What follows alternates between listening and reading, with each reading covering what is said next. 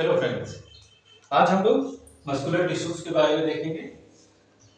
Muscular tissues जो होते हैं, जो हमारी मसल्स हैं, वो जानी जाती हैं कॉन्ट्रैक्ट करने के लिए और प्रोवाइड करती हैं हमारी बॉडी को मोटिलिटी। अगर हम लोग यूनिसेलुलर ऑर्गेन्स की बात करें तो यूनिसेलुलर ऑर्गेन्स में सूडोपोडिया, सीलिया, फ्लैजिला इस तरह के स्ट्रक्चर पाए जाते हैं जो कि कॉन्ट्रैक्ट होते हैं, रिलैक्स होते हैं या मूव करते हैं, जिससे हमारी बॉडी मूव करती है। अगर हम लोग यूमेटोजोआ की बात करें तो वहां पर स्पेशलाइज्ड सेल्स पाई जाती हैं जो कि कॉन्ट्रैक्शन का काम करती हैं by the help of protein, और होते हैं एक्टिन और मायोसिन टाइप के प्रोटीन। जो मसल्स होती हैं उनका डेवलपमेंट एम्ब्रियोनिक ओरिजिन में मेसोडर्मल सेल्स के द्वारा होता है ज्यादातर का। अगर हम लोग 40 अगर अपनी बॉडी की मसल्स का वेट अगर हम लोग देखें तो लगभग 40 से 50% जो होती है वो हमारे मसल्स का वेट होता है। ज्यादातर जो मसल्स होती हैं वो इलॉन्गेटेड होती है, सिलेंड्रिकल होती है, स्पिंडल शेप्ड हो सकती है, फाइबर की तरह हो सकती हैं, कई सारे शेप इनके हो सकते हैं। इनके अंदर फाइबर पाया जाता है और माइक्रोफाइब्रिन जो होते हैं वही रिस्पॉन्सिबल होते हैं एक्टिन और मायोसिन बनाने के लिए। जो मसल्स होती हैं वो तीन प्रकार की होती हैं, स्ट्राइएटेड या स्ट्राइड मसल्स, दूसरी हमारी स्मूथ मसल और तीसरी हमारी कार्डियक मसल। स्ट्राइड मसल्स की अगर हम लोग बात करें कि ऐच्छिक पेशियां होती हैं, हमारे नियंत्रण में होती हैं, हमारे हिसाब से काम करती हैं।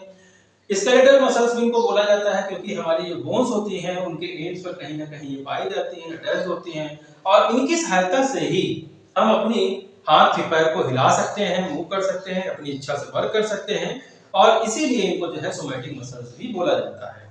अगर इसके स्ट्रक्चर की बात करें तो बहुत सारे मसल फाइबर्स जो होते हैं वो बंडल के अंदर जो है भरे होते हैं, और उसके बाद ये इनक्लोज होते हैं एंडोमाइसियम में, और एंडोमाइसियम जो है फिर घिरा होता है पेरीमाइसियम के द्वारा, और सारा का सारा जो पैकिंग होती है वो एपीमाइसियम के ऊपर होती है। इसके अंदर दो प्रकार के बैंड पाए जाते हैं, डिस्क पाई जाती है। तो यहाँ पर बीच में ये जो मोटे वो दिख रहे हैं ये एक प्रकार के ए बैंड है। तो जो ए बैंड है वो ए बैंड है, उनकी जो लेंथ है वो लगभग 1.8 माइक्रोन और इनकी चौड़ाई होती है 120 एंगस्ट्रॉम के आसपास होती है। वहीं पर आई बैंड पाया जाता है जिसकी के थिकनेस जो होती है वो 60 एंगस्ट्रॉम और इसकी लंबाई 1 माइक्रोन के आसपास होती है। इनके बीच में जिगजैग शेप में डिस्क पाई जाती है जिसको कि हम लोग जो है जेड डिस्क बोलते हैं। स्ट्राइडेड मसल्स में दो प्रकार के फाइबर्स पाए जाते हैं, एक व्हाइट फाइबर्स पाए जाते हैं, दूसरे रेड फाइबर्स पाए जाते हैं। जो व्हाइट फाइबर्स हमारे पाए जाते हैं वो जो होते हैं वो फास्ट फाइबर्स होते हैं, और इनके अंदर जो माइटोकॉन्ड्रिया की संख्या होती है वो कम होती है। वहीं पर रेड फाइबर्स की बात करें तो छोटे होते हैं और इसमें माइटोकॉन्ड्रिया की संख्या बहुत ज्यादा होती है। इनमें बहुत सारे जो है एंजाइम, प्रोटीन, ये सारी चीजें यहाँ पर पाई जाती हैं। इसमें enzyme, glycogen, granules, lipid droplets ये सब सार्कोलेमा के अंदर पाए जाते हैं। जो जेड बैंड होता है उसको हम लोग क्राउच मेम्ब्रेन भी बोलते हैं। अगर हम लोग बात करें, बहुत सारी एट्रोफी हो जाती है, बहुत सारी डिस्ट्रोफी हो जाती है अगर मसल्स में कोई प्रॉब्लम हो जाए, जैसे कि टिटनेस वो कंडीशन है कि मसल्स तो जनरली कॉन्ट्रैक्ट करती है, रिलैक्स करती है, लेकिन अगर अचानक से ढेर सारा कॉन्ट्रैक्शन एक साथ आ जाए मसल्स में, एक ही झटके में ढेर सारी बार कॉन्ट्रैक्शन हो जाएगा तो नर्व इंपल्स अचानक से जाकर के पहुंच जाएगी, और ये जो कंडीशन होगी वो जो कॉन्ट्रैक्शन है फिर सस्टेन कर जाएगा, हमेशा हमेशा के लिए हो जाएगा। ये जो कंडीशन होगी उसको हम लोग टिटेनस बोलते हैं। टिटेनस को लॉक जॉ भी बोला जाता है, ये एब्नॉर्मल मसल कॉन्ट्रैक्शन को दिखाती है। इसके बाद हम लोग बात करते हैं जैसे कि पैरालिसिस हो जाती है। पैरालिसिस में जो मसल्स हैं उनका जो संपर्क होता है वो मोटर इंपल्स के द्वारा होता है, मोटर न्यूरॉन्स के द्वारा होता है। अगर मोटर न्यूरॉन्स की सप्लाई मसल्स तक कट जाती है तो मसल्स हमारी जो होती हैं वो फिर हम उनको मूव नहीं करा सकते क्योंकि हमारे ब्रेन से कमांड नहीं आ रहा है। तो ऐसी जो कंडीशन होती है इसको पैरालिसिस बोलते हैं। फटीग, थकान जो होती है, मसल कॉन्ट्रैक्ट होती है, अगर बहुत कम समय में हमारी मसल कई बार लगातार कॉन्ट्रैक्ट कर जाए तो ऐसे में हमारा एटीपी समाप्त हो जाएगा, हमारा ग्लाइकोजन समाप्त हो जाएगा बॉडी से, और लैक्टिक एसिड का फॉर्मेशन होने लगेगा। अब लैक्टिक एसिड का जब फॉर्मेशन होने लगेगा तो जो कॉन्ट्रैक्शन की जो क्षमता है धीरे धीरे कम होने लगेगी। इसको हम लोग थकान की कंडीशन या फटीग बोलते हैं। और ऐसी कंडीशन में ऑक्सीजन डेप्थ भी हो जाती है। जब लगातार एक्सरसाइज करते हैं तो ऑक्सीजन की जो सप्लाई है लंग्स में शॉर्ट पड़ने लगती है और मसल्स को ज्यादा ऑक्सीजन की जरूरत होती है जिसकी वो सप्लाई नहीं कर पाता। इस वजह से लैक्टिक एसिड का फॉर्मेशन हो जाता है, एक तरह से एनारोबिक रेस्पिरेशन की कंडीशन डेवलप होने लगती है और ऑक्सीजन डेप्थ हो जाती है। स्मूथ मसल्स की बात करें तो स्मूथ मसल्स को हम लोग plain muscles, non striated muscles, unstriated muscles भी बोलते हैं। और ये जो होती है, ये जो मसल्स होती हैं ऐसी जगह पर पाई जाती हैं जहां पर जिनको हम अपने द्वारा कंट्रोल नहीं कर सकते, ये अपने हिसाब से काम करती हैं। तो ये ज्यादातर पाई जाती हैं हॉलो इंटरनल ऑर्गन्स में, जैसे कि alimentary canal, gall bladder, bile duct, respiratory tract, uterus, इन सभी जगहों पर ये पाई जाती हैं। इसके अलावा ये ब्लड वेसल्स में, कैप्सूल ऑफ लिम्फ, स्प्लीन, इन सब में भी इस तरह की मसल्स पाई जाती हैं। इनके अंदर एक प्रकार की मसल्स पाई जाती हैं जो हमारी डर्मिस होती है, वहां पर इरेक्टर पिली मसल्स पाई जाती हैं जो कि जुड़ी होती हैं हमारे रूट हेयर्स के साथ। तो जब बूस्ट लेस होता है उसके लिए ये जो मसल्स होती हैं उनका कॉन्ट्रैक्शन ही रिस्पांसिबल होता है। इन मसल्स का जो साइज होता है ये छोटी होती है, 0.02 mm से लेकर 0.5 mm लॉन्ग होती है, स्पिंडल शेप्ड होती है, अनब्रांच होती है, यूनिन्यूक्लिएट होती है और इनके ऊपर जो होती है सार्कोडेमा की जो लेयर होती है वो इसके ऊपर एब्सेंट होती है।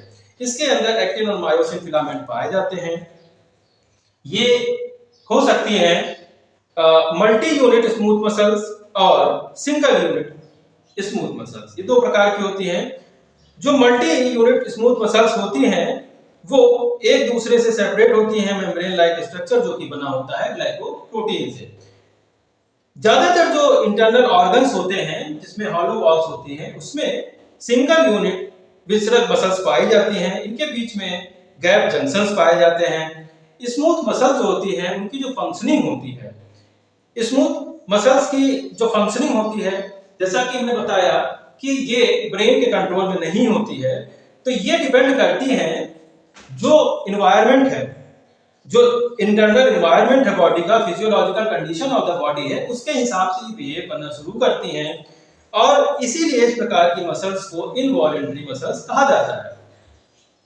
क्योंकि ये मसल्स जो होती हैं इनका जो कॉन्ट्रैक्शन और रिलैक्सेशन होता है ये मसल्स पर डिपेंड नहीं करता, ये न्यूरोजेनिक नहीं होती हैं बल्कि ये मायोजेनिक होती हैं।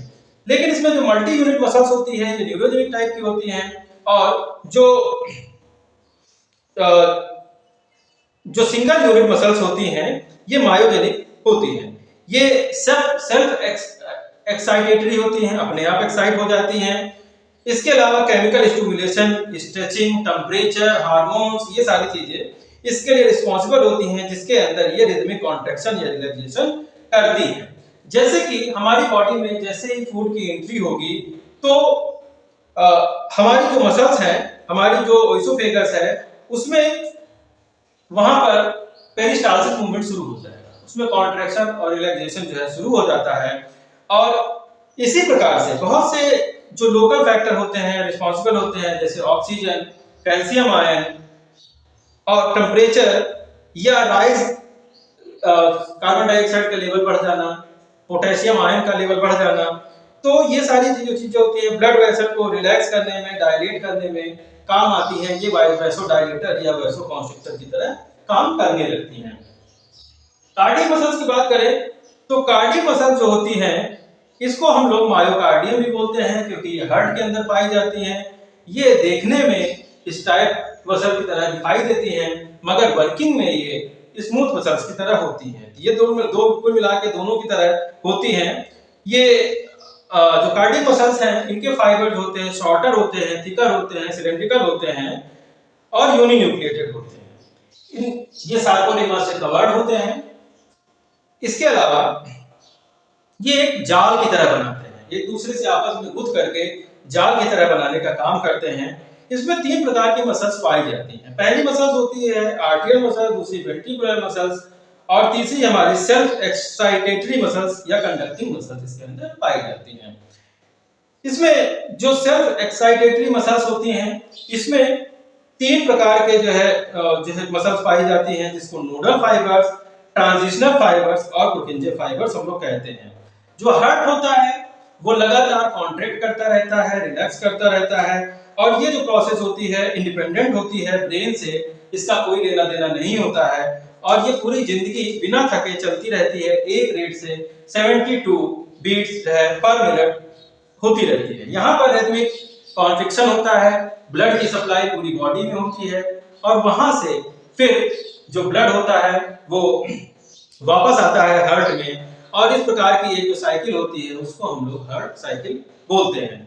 हार्ट को पंप करने के लिए ऐसे नोड जो होता है वो हमारा रिस्पॉन्सिबल होता है, और इसको हम लोग पेस मेकर बोलते हैं। हार्ट हमारा न्यूरोजेनिक नहीं ना होकर के मायोजेनिक होता है, और अगर मान लीजिए कि किसी व्यक्ति की, किसी की जो है एनिमल की नर्व्स को काट दिया जाए तो भी जो उसका हार्ट होगा वो लगातार पंप करता रहेगा, क्योंकि उसका ये न्यूरोजेनिक नहीं मायोजेनिक है। दो कंडीशन होती है, हाइपरट्रॉफी और एट्रोफी मसल्स। हाइपरट्रॉफी का मतलब होता है कि अगर आपने बहुत ज्यादा एक्सेसिव वर्क कर लिया है तो वहां पर जो मसल्स होंगी वो स्ट्रांग हो जाएंगी, ऐसी कंडीशन को हाइपरट्रॉफी कहेंगे। और एट्रोफी वो कंडीशन है कि जब कोई व्यक्ति काम नहीं कर रहा है, बिल्कुल रिलैक्स है, मसल्स वो धीरे धीरे कमजोर हो जाती हैं और वो काम करना बंद कर देती हैं। तो इस तरह की जो कंडीशन होती है उसको एट्रोफी कहते हैं। कार्डियो मसल जो होती हैं इनकी जो रीजनरेटिव पावर होती है वो बहुत कम होती है, और अगर ये जो है डैमेज हो जाए तो कनेक्टिव टिश्यू के द्वारा बहुत मुश्किल से रिपेयर हो पाती है। Thank you.